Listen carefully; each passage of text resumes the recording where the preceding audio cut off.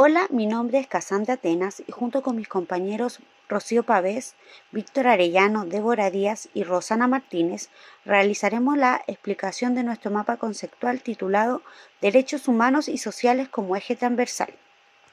El objetivo de este mapa conceptual es comprender cómo los derechos humanos y sociales actúan como un eje transversal en distintos contextos sociales, culturales y ambientales, identificando su vínculo con la diversidad, la inclusión, los estereotipos, las desigualdades y las crisis ambientales, para promover una mirada integral y crítica sobre la justicia social y la dignidad humana. Unidad 1. Conceptos claves. Desafíos de desarrollo sociocultural contemporáneo, una mirada desde la diversidad, inclusión y discriminación. Número 1. La diversidad no se trata solo de aceptar que somos diferentes, sino de aprender a convivir con esa diferencia. Cuando hablamos de diversidad, nos referimos a todas esas características que nos hacen únicos: género, cultura, orientación sexual, religión, etc. No es solo una lista de diferencias, sino una invitación a cuestionarnos por qué algunas de esas diferencias no son valoradas y otras no.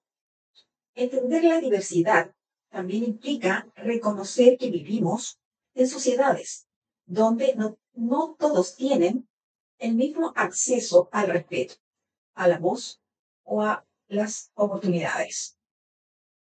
Y eso es justamente lo que debemos evitar, según Baeza Correa 2023. Es clave hablar de inclusión en este punto número 2, porque este concepto va mucho más allá de simplemente, entre comillas, dejar entrar o, entre comillas, tolerar a quienes son distintos. Incluir es construir espacio donde todas las personas se sientan realmente parte de algo, con los mismos derechos, dignidad y oportunidades. Desde una mirada comunitaria, la inclusión implica dejar de pensar en categorías fijas de, entre comillas, excluidos o, entre comillas, incluidos, y empezar a preguntarnos cómo creamos colectivamente lugares más justos para todos. Es necesario decir que no se trata solo de sumar personas a un grupo, sino de transformar ese grupo para que nadie quede afuera, según Matus et al. 2020. Y, por último, en el punto número 3, cuando no se reconoce la diversidad y no se practica una inclusión real, aparece la discriminación. Esta no siempre es explícita o violenta. Muchas veces es sutil, normalizada e incluso invisibilizada.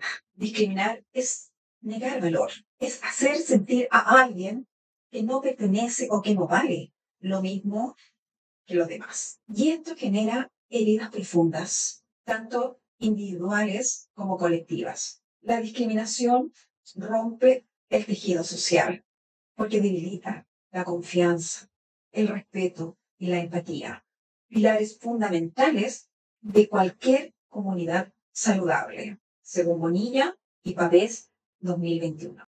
Buenas noches, profesora. Mi nombre es Víctor Arellano Díaz y bueno, aquí voy a explicarle el mapa conceptual que va relacionado con los derechos humanos, una preocupación transversal. Aquí tenemos los derechos humanos que ellos garantizan a toda persona, indistintamente sea su edad, sexo, nacionalidad. La dignidad también protege a todas esas personas, como también su libertad, la igualdad que tienen que estas personas frente a la sociedad y frente a ya en temas políticos, a la política también, para la redundancia. Y todo esto, los derechos humanos tienen sus instrumentos de protección. Aquí nos encontramos con una responsabilidad social, donde la sociedad en general tiene la responsabilidad de, de, de salvaguardar estos derechos humanos que son inherentes a la persona como tal. Hay un resguardo social, las leyes nacionales, el estatuto legal de cada país resguardan los derechos humanos de las personas y también las leyes internacionales. ¿Cuáles son las leyes internacionales? Los tratados que ha firmado, en este caso nuestro país, Chile, con otras organizaciones, la ONU, por ejemplo, donde nos salvaguardan y no respetan a las personas como tal, como sus derechos humanos. o un verbo rector de los derechos humanos es la inclusión y la no discriminación. La inclusión es, tal como la palabra lo indica, incluir a todas las personas dentro de un sistema en donde tiene que haber una integración equitativa por parte de la sociedad. Y obviamente esta inclusión rompe todas las barreras y las exclusiones que pueden haberse dentro de la sociedad que impiden la entrada de un grupo de personas o un grupo como tal, un grupo de vulnerable catalogado como los derechos humanos, a un sistema social. Y la no discriminación, obviamente no, los derechos humanos no permiten discriminar con respecto a su género, a la raza de las personas, a la orientación sexual que ellos tienen, la discriminación contra la mujer, la discriminación racial y obviamente existe una prohibición al trato desigual. Es decir, que todos somos iguales ante la ley y por lo tanto, tanto las leyes como los agentes del Estado tienen que respetar, velar por el cumplimiento de los derechos humanos de las personas. La no discriminación prohíbe el trato desigual arbitrario del género, de la raza, de la orientación sexual. Y también a través de la Convención Internacional da el valor a la eliminación de la discriminación racial, a la discriminación de la mujer. ¿Ya? Los derechos humanos permiten una calidad hacia el género, hacia la raza, hacia las culturas y hacia cualquier carácter social de la humanidad. Esto permite tener libertad y igualdad, ¿ya?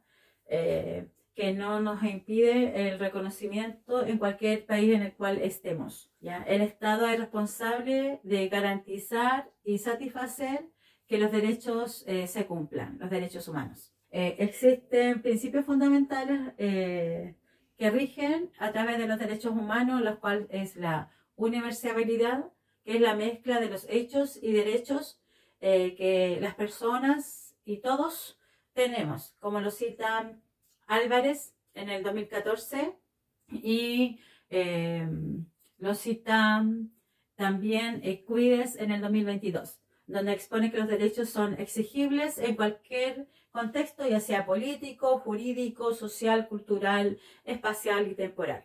De esta manera, todo ser humano puede gozar de este derecho a través de las convenciones, declaraciones, resoluciones internacionales y las nuevas condiciones, ¿no es cierto?, o problemáticas que la humanidad pueda tener. También nosotros encontramos la inalienabilidad. No sé si lo dije bien, lo voy a decir de nuevo. Inalienabilidad. Bueno, esta, que es difícil la palabra, ya significa el no renunciar a los derechos humanos. El ser humano no puede renunciar a sus propios derechos humanos, ¿ya? Esto consiste, por ejemplo, en los derechos de la vida, en el derecho de la igualdad, en el derecho de la dignidad y de la libertad del ser humano, ¿ya? Entonces no puede, y está prohibido que el individuo pueda decir no a la igualdad y no a la dignidad de un otro y de uno mismo, ¿ya? Cubides expone que no se puede transar, comprar o cambiar nuestros propios derechos. La indivisibilidad es un conjunto de fragmentos que no se separan y se debe proteger como un solo conjunto de los derechos humanos, ¿ya? Esto afecta la privación del otro, ¿no es cierto?, y la conexión que avanza en los derechos de la economía, sociedad civil, del área de los derechos civiles, perdón, de la privacidad y de la libertad personal que el individuo tiene, pero también del otro, que es la sociedad en sí, ¿ya?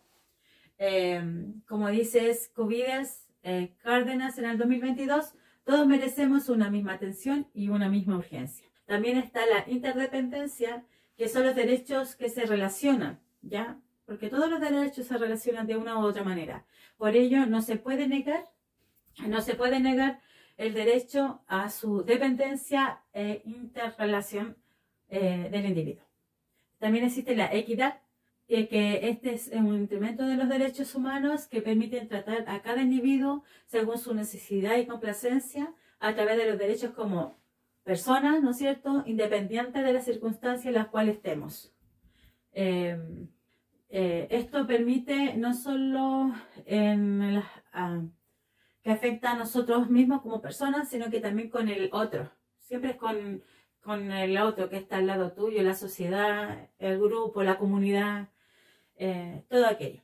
Y por último tenemos la progresividad, que es el Estado debe asegurar un rol activo que permita una progresión y una emergencia a través de los derechos humanos y no debe permitir que esto retroceda, ¿ya?